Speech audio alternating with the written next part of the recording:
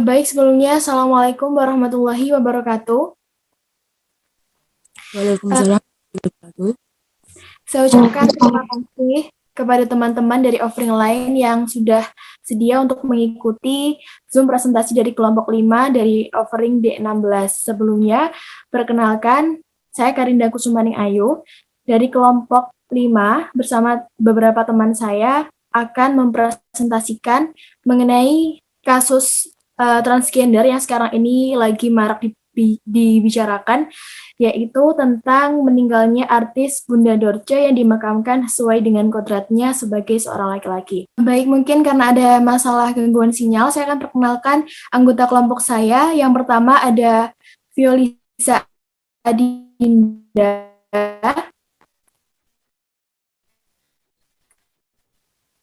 yang kedua Izatur Rahmaning Tias, dan yang ketiga dan yang kelima ada Milanda Aprilia.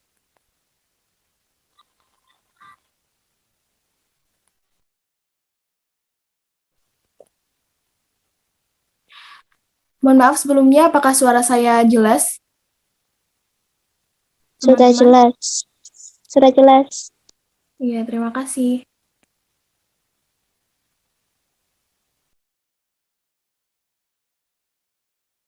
Di sini akan saya mengenai kasus yang hangat dibicarakan. Dorce Gamalama atau kerap disapa dengan Bunda Dorce, kemarin pada hari Rabu, 6 Februari 2022 dikabarkan telah wafat setelah menderita COVID-19. Sejak beberapa hari pekan terakhir, jauh sebelumnya Bunda Dorce juga telah berwasiat ketika meninggal beliau ingin dimakamkan sebagai seorang perempuan. Sedangkan menurut Ketua Majelis Ulama Indonesia atau MUI, KH Muhammad Khalil Nafis menyebutkan bahwasannya jenazah transgender harus diurus. Alasan mengapa Bunda Dorce akhirnya dimakamkan sesuai dengan kodratnya sebagai seorang laki-laki. Lantas, bagaimanakah Islam menyikapi kasus transgender dan bagaimanakah hukumnya? Akan dijelaskan pada slide selanjutnya. Silahkan bisa di next, moderator.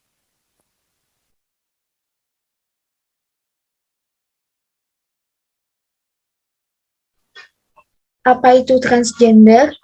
Transgender merupakan suatu bentuk perilaku baik oleh individu maupun kelompok yang menggunakan atribut gender di luar dari yang dikonstruksikan oleh masyarakat, yang dianggap menyimpang dari perang gender laki-laki atau perempuan, nilai, norma, serta agama secara umum, namun tidak selalu ditetapkan pada saat kelahiran.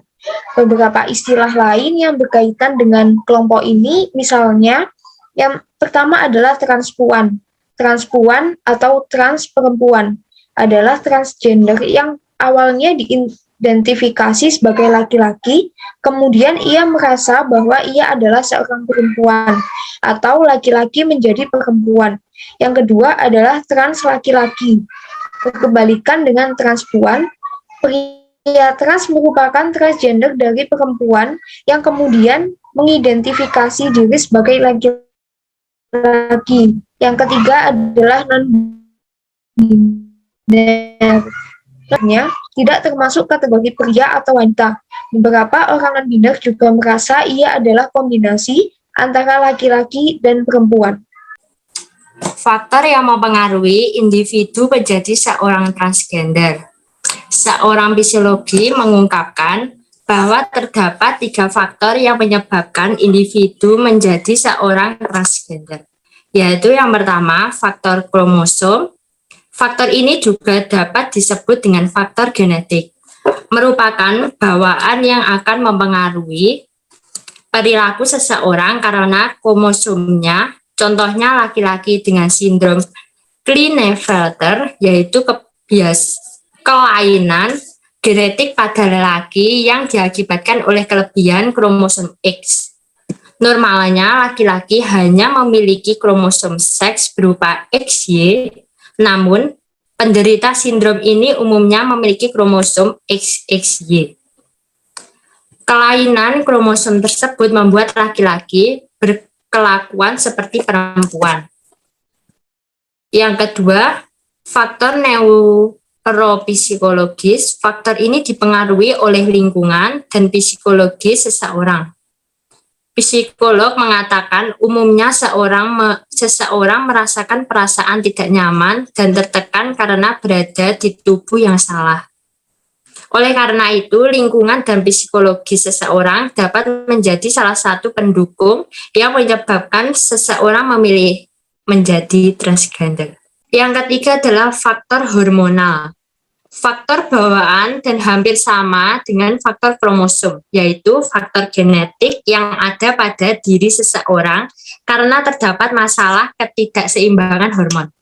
Hal ini juga dapat membuat seseorang berperilaku tidak sesuai dengan realitas fisiknya.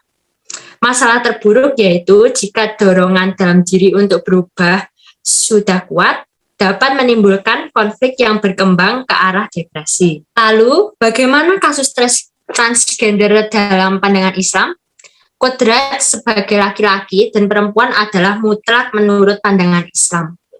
Allah menciptakan laki-laki dan perempuan agar bisa saling menyempurnakan dan memperoleh keturunan.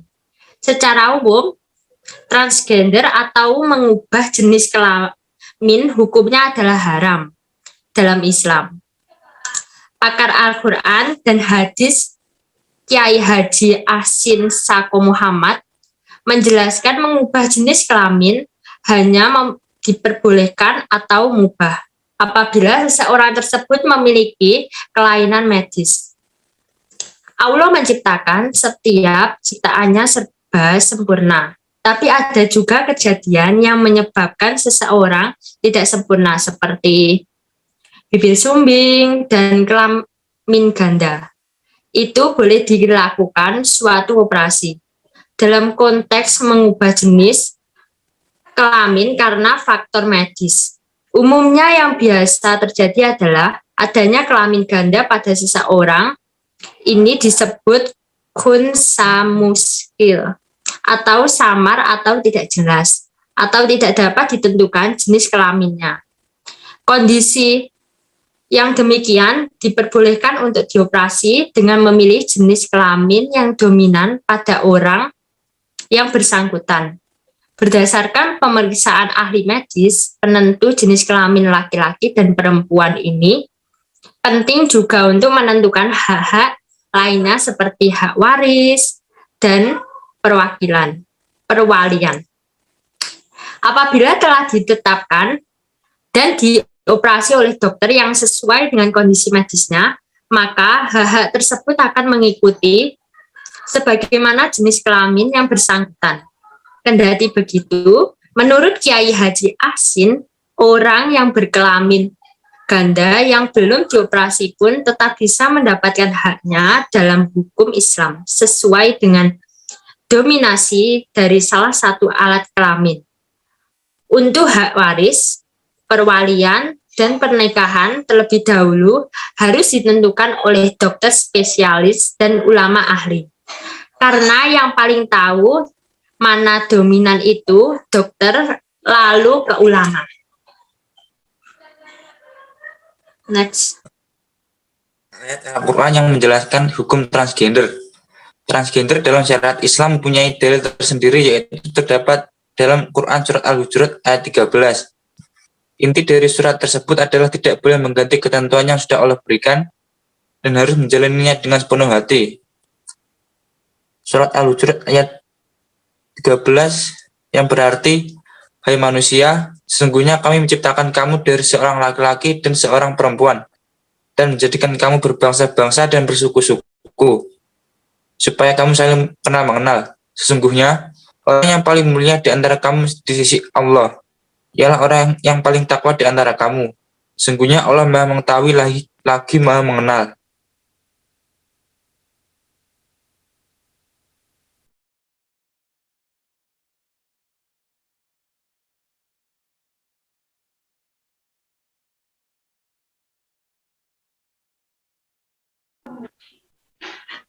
Selanjutnya adalah hadis yang menjelaskan hukum transgender. Diriwayatkan dari Ibnu Abbas, Rasulullah SAW melaknat laki-laki yang bertingkah laku seperti perempuan dan perempuan yang bertingkah laku seperti laki-laki. Beliau bersabda, usirlah mereka dari rumahmu. Hadis riwayat Al-Bukhari.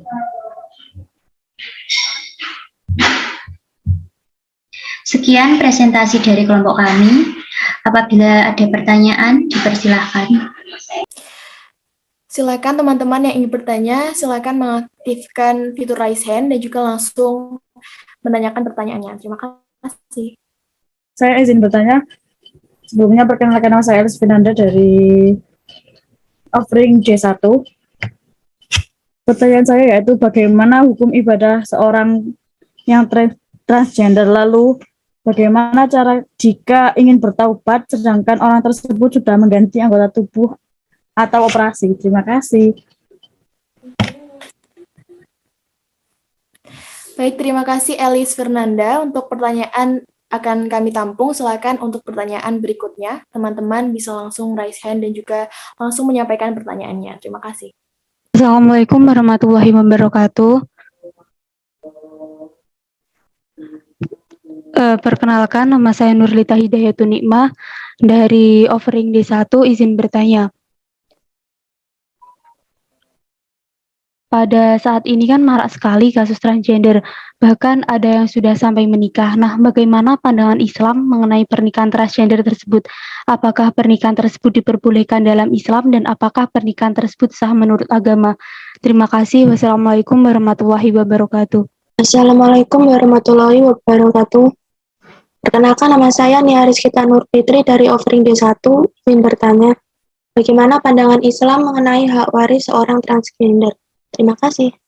Baik, untuk sesi pertanyaan segera kami jawab.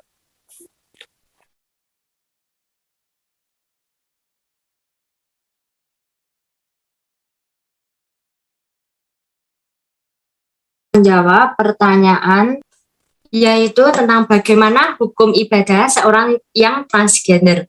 Lalu bagaimana cara jika ingin bertaubat sedangkan orang tersebut sudah mengganti anggota tubuhnya atau beroperasi. Jadi, secara umum transgender atau mengubah jenis kelamin hukumnya adalah haram dalam Islam. Pakar Al-Quran dan hadis Kiai Haji Ahsin Sako Muhammad menjelaskan mengubah jenis kelamin hanya diperbolehkan atau mubah apabila seseorang tersebut memiliki kelainan medis. Cara taubatnya tidak harus kembali operasi menjadi ke bentuk semula, tetapi taubat itu yaitu taubatan nasuha dalam bentuk hati dan perilaku. Seperti contohnya, bukan dari kemudian sudah dioperasi menjadi cewek, lalu dioperasi lagi jadi cowok. Titiknya di mana? Jadi taubatan nasuha langsung saja menyadari bahwa kembali kepada kodrat asalnya. Ini merupakan pandangan umum Islam. Lalu untuk kebaikan, sedekah, ataupun sholatnya masih juga diterima oleh Allah Subhanahu wa Ta'ala. Intinya, dia harus sadar dengan kodratnya yang dimilikinya sebelum operasi, kecuali dia ingin menikah, maka ia tidak akan sah pernikahannya. Jika ia ingin menikah dengan sah, ia harus mengubah kodrat asalnya dan harus benar-benar bertaubat. Terima kasih.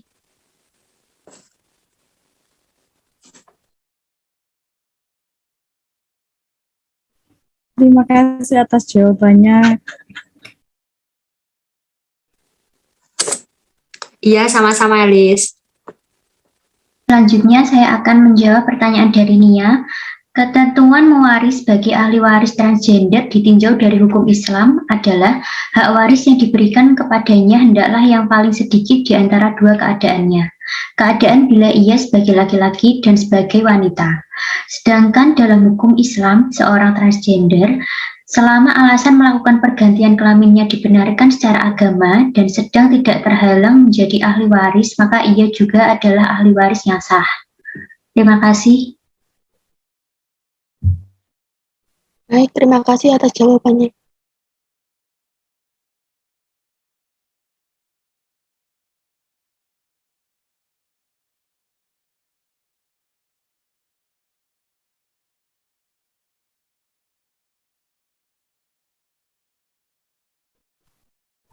izin menjawab pertanyaan dari Nurlita. Bagaimana hukum pernikahan seorang transgender? Apakah diperbolehkan dan sah dalam agama? Seseorang yang melakukan operasi kelamin diperbolehkan selama tujuannya itu untuk menyempurnakan atau memperbaiki alat kelamin atau seorang yang mempunyai gender ganda. Untuk pernikahannya, apabila ia laki-laki untuk pernikahannya, ketika ia menikah dengan pasangan jenis kelamin berbeda, maka hukumnya sah. Sedangkan untuk seseorang yang melakukan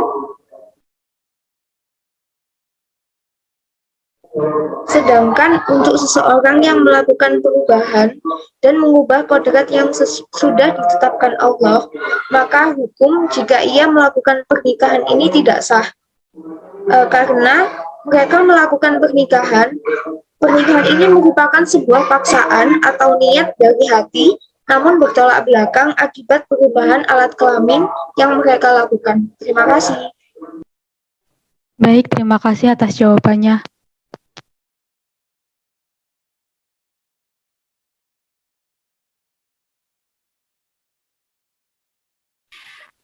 Baik, terima kasih atas teman-teman yang telah bertanya.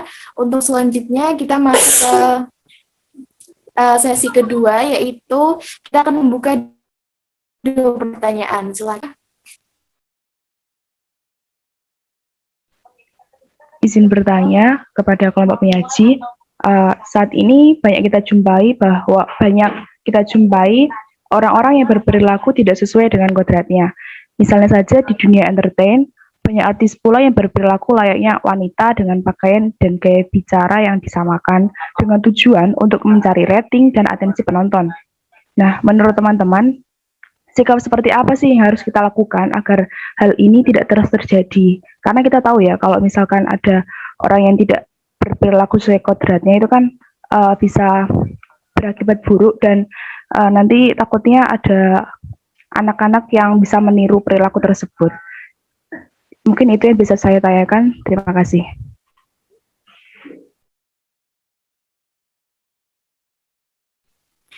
Baik, terima kasih Saudari Gina. Untuk selanjutnya dipersilahkan 1 pertanyaan.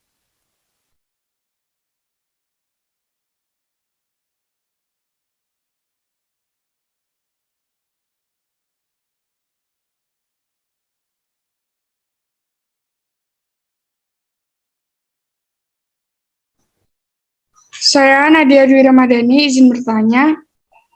Mungkin tadi sudah disinggung oleh Vio soal cara beribadah. Mungkin bisa dispesifikasikan seperti bagaimana cara transgender dalam melakukan ibadah, seperti sholat dan lain-lain. Terima kasih.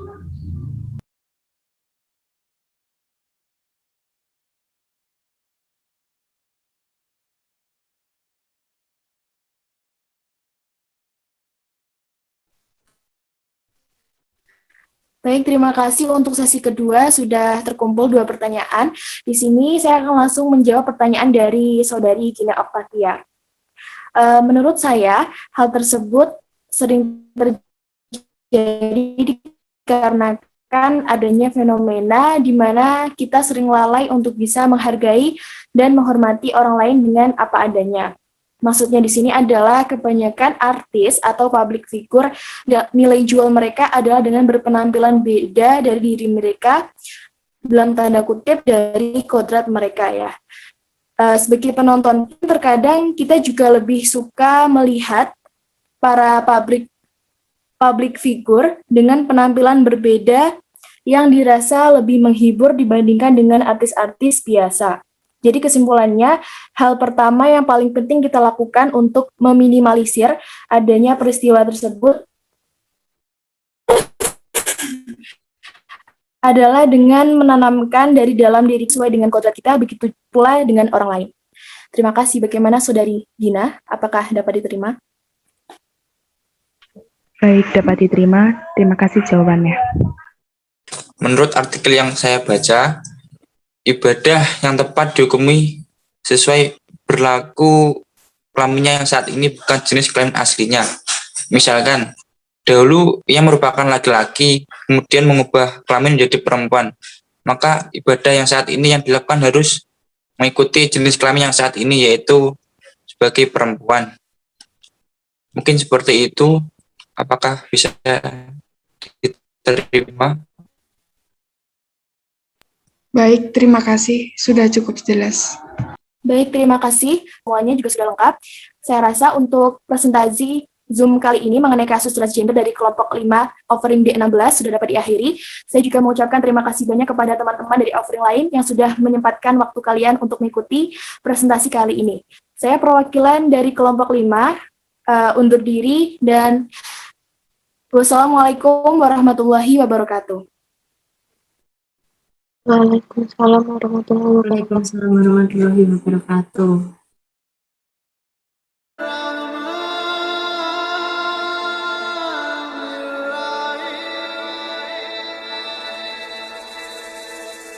Bismillah.